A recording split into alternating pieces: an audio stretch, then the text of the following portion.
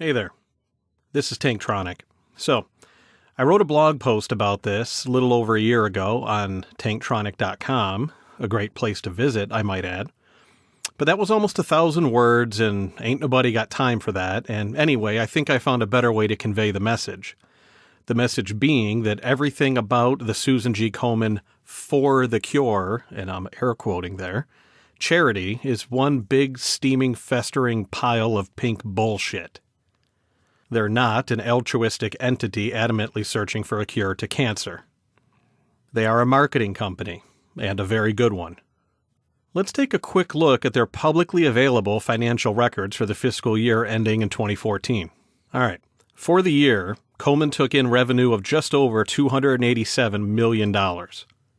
That revenue then gets split into 4 main programs and a couple other cost centers. About $38 million went into health screening services. By no means a bad thing, but definitely not progress towards a cure, as their marketing claims.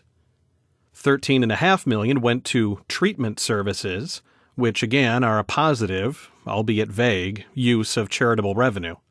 Here's where it gets dicey, though. Over $122 million was spent on public health education, again, air quoting liberally. A full 43% of revenue for the year. That's a whole lot of money on education for a populace that is already very aware of what breast cancer is and what it does to those afflicted with it. More on this later. Lastly, of the programs, $43 million goes to actual research for a cure. 15% of all revenue. Well, not quite 15%, but we'll come back to that too. The remainder of your donation goes to cover general and administrative expenses, offices and people who work at Komen and other costs, essentially, and fundraising costs. Now, I don't know where fundraising costs stop and public health education starts, and cynical old me tends to think that the two amounts combine to form a massive $160 million budget so Komen can keep marketing and marketing and marketing, so you keep giving more money. Oh, and that 15% of revenue going towards research? Well, that's not really 15%, because of that $43 million, a $10.5 million chunk goes to cover salaries, fees, and expenses that were somehow not covered in the other $23 million of general and administrative costs. So it's actually under $33 million of the $287 million that goes towards finding a cure. Or 11% of revenue. 11%. But all that is just a bunch of numbers and really shitty and poorly produced Excel screenshots.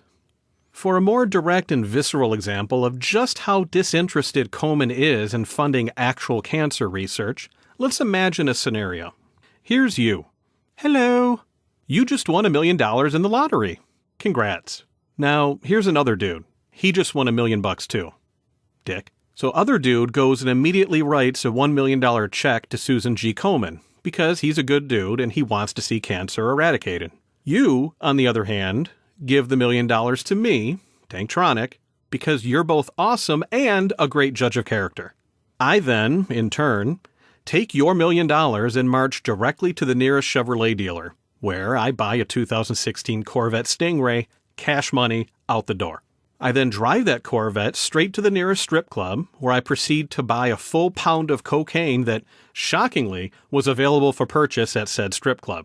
Fueled by an essentially endless supply of booger sugar for both me and the dancers, I proceed to make it rain non-stop for the next 10 minutes, stopping only to proceed to the VIP room, where I receive an unprecedented and medically unadvisable 153 consecutive lap dances. Now, sore and strangely unsatisfied, I get back in the vet and drive directly to the nearest airport, where I light the Corvette on fire and sprint away in lieu of paying exorbitant parking fees. I then stroll to the ticket counter and purchase a business-class airfare to Paris, in cash, with the money you gave me. Arriving in Paris the next morning, I check in for a 10-day stay in the $23,000 a night Imperial Suite in the Paris Ritz-Carlton. I've got to walk the walk while I'm staying there, of course, so every night I order a bottle of Dom Perignon to consume as a nightcap in my bed with silk sheets every evening.